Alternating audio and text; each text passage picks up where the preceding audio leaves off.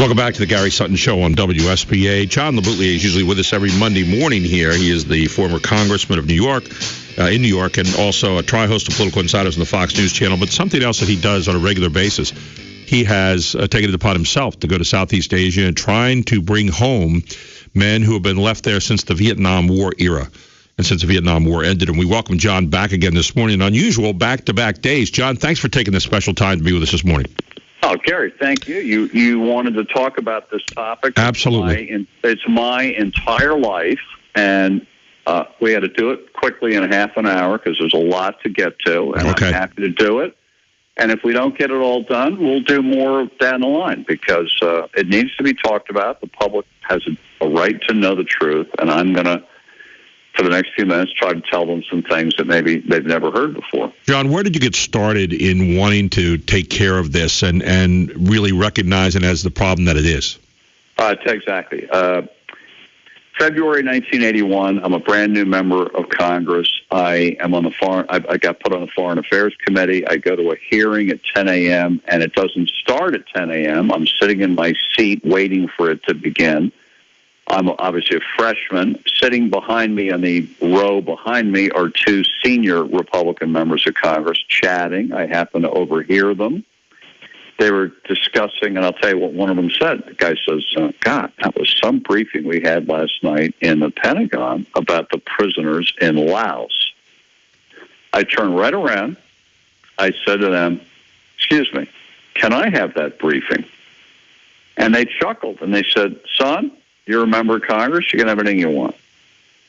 So I get another freshman congressman who just become a friend of mine, Billy Hendon from North Carolina. Right. We call up the Pentagon. We make an appointment with the Defense Intelligence Agency. We're now probably into early March of 81.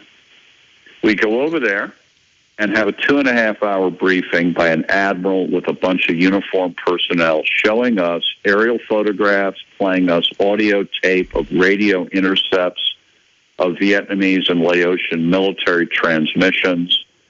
The aerial photographs were on an overhead projector, and the admiral talked to us at great length. When we walked out of there, Gary, there was no question. It was made very clear to us that there were a lot of American POWs in March of 81 being held inside Laos, and the U.S. government knew it, and there wasn't any doubt about it. And that hooked me from that day on. But, you know, brand new, I don't know anything about it, and it takes a while to learn about the thing. It took Hendon and me 6 to 8 months to sort of get up to snuff on what had happened at the end of the Vietnam War, the Paris Peace Agreement that left these men there. It was an ongoing thing while we're also being congressmen. So we got a lot of other stuff going on. Then we started going to Asia in September of 1981. And we went to Bangkok and Vientiane. And we went 4 times. We paid for our own trips with our own money. We didn't have the taxpayer money, none of that stuff. We did this all on our own.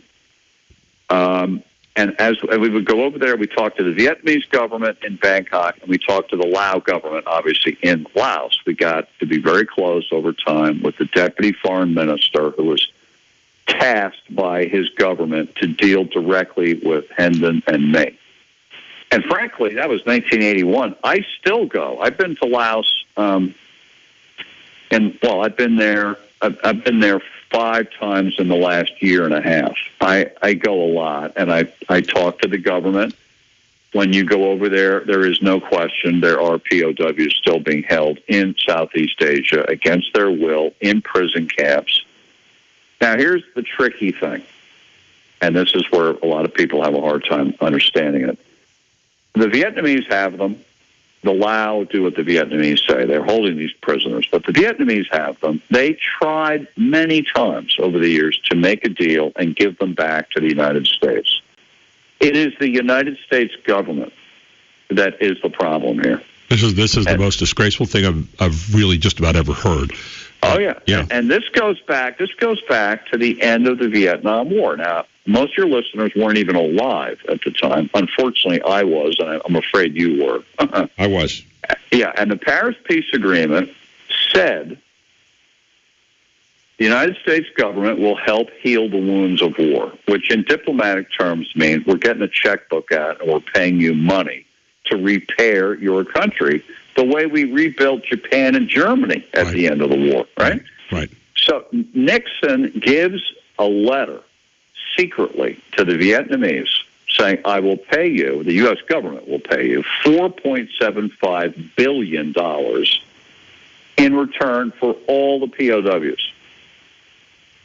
The Vietnamese had 1,200 American POWs at that time, 1,200. So they split them in half. They gave about 600 back, including John McCain and Admiral Denton and all the famous ones then. Right. And they kept the other 600 back as an insurance policy against the payment of the money. To this day, 43 years later, we've never paid a penny of that money. We reneged on the deal. We never paid, and they never gave us any of the second group of 600 POWs. They never gave them back.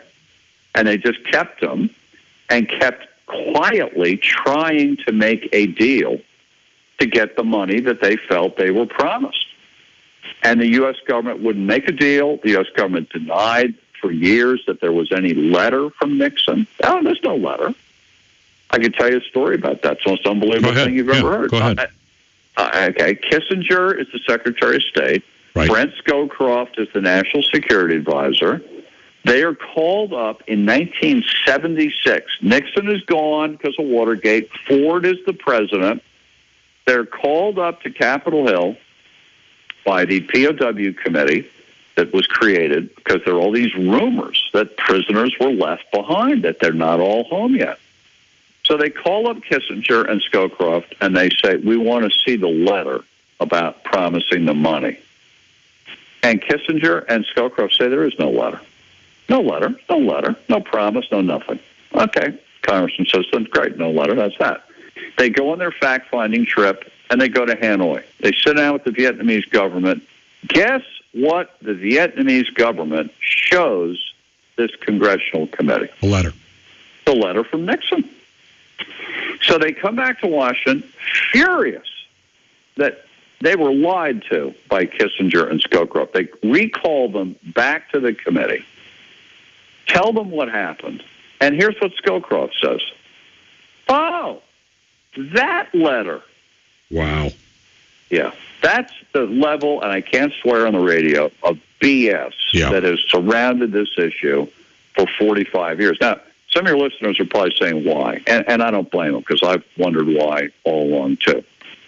I think what happened was after we make the deal to end the war and we start withdrawing the troops, we don't pay the money, of course. Nixon is going down the drain in Watergate. Right. 73 and 4 is the death throes of Nixon's presidency, and he just can't focus up and rally the country to, in effect, go back to war in Vietnam to get these men back. But he didn't give up on them. He sent a Marine officer back to Vietnam secretly to talk to them, and he offered them $100 million of medicine in return for the prisoners. And the Vietnamese take a day, and they come back to this Marine officer, and they say to him, well, no, we don't want the $100 million. We want the $4.75 billion that Nixon promised us. So no deal. And the Marine officer that Nixon sent was Robert Bud McFarlane, who would go on to be the National Security Advisor to President Reagan. And so when Reagan gets in there, and John LeBouttlier and Billy Hendon are now freshman Republican congressmen running around Washington saying, hey, there's still prisoners over there. We got to get them back. Reagan, who had nothing to do with anything, he was the governor of California. He's not to blame. But he's surrounded by Alexander Haig, Bud McFarlane. All these guys had been in on the Nixon team who had something to hide here. And that is the genesis of the problem, is that a little lie or an original lie becomes a bigger lie and a bigger lie over time. When these prisoners were left there, the CIA ran the campaign to hide it and to say there are no prisoners. And the head of the CIA was George Bush. Wow. And George Bush, as head of the CIA, as vice president, and as father of a president, has exerted tremendous control to keep this story hidden. That's despicable. I mean, it really is despicable. So let me tell you a very interesting story. An interesting story that's never been really written about, which is mid-'80s. There's a party at the White House. President Reagan, Mrs. Reagan, are having a receiving line. And in the receiving line comes Ross Perot. He'd been invited to this party, and he comes up to the president and first lady, and they love him. Mrs. Reagan loved Ross Perot. He had just bought a copy of the Magna Carta and donated it to the Smithsonian or something. Okay. She thanked him. And Perot, who's always really cared about the POWs, says to the president, Mr. President, I would like to run an investigation into the POW issue and get to the bottom of this thing. All these rumors floating around that they're prisoners. Let me get to the bottom of it. Reagan, he's taken it back. He doesn't know. He says, great, do it, Ross. Go ahead. So Ross Perot takes it upon himself. Every week, he flies up on his jet to Washington, where he has a Volkswagen car, all by himself. No staff, no aides, nothing. He drives around Washington. Gary, each week he'd go to a different department. 1 week the State Department, 1 week the Defense Department, 1 week the CIA. He would walk in, unexpected, unannounced, and say, I'm Ross Perot. The president has tasked me with investigating this thing. I want all your files on the POWs right now. After a few months of this, you can imagine in Washington, this is very unusual, he gets a call from the vice president's office, which is George Bush, summoning him over to the White House. So he goes over. He knows Bush from Texas, of course. He goes over. He goes into Bush's office, and Bush treats Perot like a piece of dirt. He says to him, Ross, your investigation is over. The president wants it ended right now. And Perot says, I'd like to hear that from the president himself. And Bush says, well, you're not going to. This is it. It's over. That's that. So Perot leaves burning inside over how he was treated, how this thing's clearly being covered up, how Bush is at the center of it, and he can't get to Reagan to confirm it. And he goes into the weeds, Rest of the 80s, he's laying in the weeds to nail Bush. And in 92... Got him. That was the reason he ran against Bush. He didn't want to be president. When he got ahead in the polls, he dropped out of the race. He didn't want to be president. He wanted to screw Bush because of what Bush did on the POWs. That's amazing. That's maybe one of the most amazing stories I've heard in a long time, John. But it makes sense. It makes sense. Yeah, that's totally true. I'm telling you, I know Perot, and I was involved in all of it, and he didn't want any part of being president. He wanted to screw Bush, which he did. He gave us Clinton, right? But, when you look at this now, George Bush, obviously, George H.W. Bush is the one who has a lot to get. Have there been other presidents along the way who have known about this and not done much? It kind of sounds like Reagan really didn't know, and Bush was kind of the doorkeeper there, so to speak, and making sure that Reagan didn't know what was going on. But were there other people along there that may have known about this that could have done something as far as the presidents are concerned? Well, first of all, let me say, you're the president of the United States. You're the commander-in-chief. It's your job to know. Yeah. I'm not going to cut any excuse for any of them, Good. Republican or Democrat. Screw it. You have to assume when you're in charge that your underlings are lying to you and your underlings are holding things away from you. And if you're a good executive, you know that and you figure a way to make them tell you everything. Right. I guess these presidents haven't done it. I don't know. I don't know what they know. All I know is they haven't done a damn thing to bring these prisoners home, and they've allowed the cover-up to continue. And I have witnessed it and been a victim of it. I'm trying to get an email to read you here that I saved from. Well, I'll tell you what I'll do. We're going to go to a break right here. Why don't you grab that, and that'll give you a chance to bring that up. And I'd like you to share John LeBouttlier with some blockbuster stuff here this morning on the Gary Sutton Show about the men who are still left behind, the 600, roughly, men who are left behind in Laos right now Deal was to be made, $4.7 billion in a letter from Nixon to the Vietnamese government. We reneged on the deal. Nixon continued to try to get him back. That hasn't happened. George H.W. Bush, at the head of the CIA, was assigned to cover it up. He did, not only as the head of the CIA, but also apparently as the vice president of the United States. And pretty amazing stuff that we're hearing right here. We're going to come back and get some more from John LeBouttlier here on the Gary Sutton Show. It's News Radio 910 WSBA. Just had a caller call in that said, thank you for having this segment this morning, that he's speechless. And that's what I've heard from a lot of people lately when they've heard John on this subject. John LeBouttlier, tri-host of Political Insiders on the Fox News Channel, former congressman, and a guy who's trying to get the prisoners released from Laos, Vietnamese prisoners. John, you were looking for an email there regarding this. Go ahead. Well, I can't get it because I'm having internet. It's so typical. You need to get something. Yeah. You can't get it. But I can pretty much tell you, I was over there a year and a half ago in Laos for a month, and the U.S. government representative on this issue there at the time was a guy named Dustin Roses, and he threatened the Lao official who was taking me around, threatened him for working with John LeBouttlier. And this is what the guy says in the email. I'm going to paraphrase it. He said, unfortunately, the United States of America cannot afford another hostage crisis. So therefore, we need to move on. That's what the guy says. This is a guy paid for by our tax dollars. This son of a bitch is telling people over there not to come up with the truth about the POWs when the official position has always been of the government, we'll make every effort, we'll do everything we can to bring these men home.